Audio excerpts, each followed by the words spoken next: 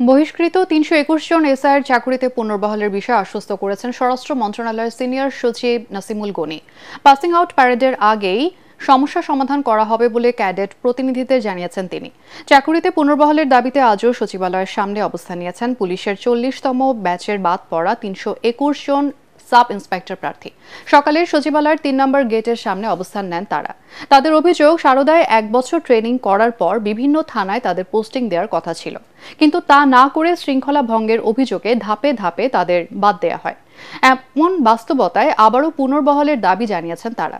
পরে ক্যাডেটদের একটি প্রতিনিধি দল স্বরাষ্ট্র সচিবের সাথে দেখা করেন। এতে আগামী পাসিং আউট প্যারেডের আগেই চাকরিচ্যুত ক্যাডেটদের পুনর্বহালের বিষয়ে আশ্বস্ত করেন নাসিমুল গনি।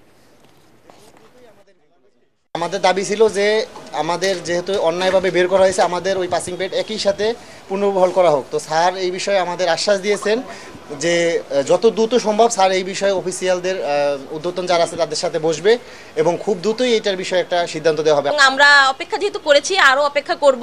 স্যার যেহেতু এত এমনভাবে আশ্বস্ত করেছেন, সত্যি আমরা প্লিজড অনেক। এবং আমি তো অপেক্ষা রাখতেছি না, আমি ৩২১ জন বাইরে অপেক্ষা করতেছি, তাদেরকে জানাবো।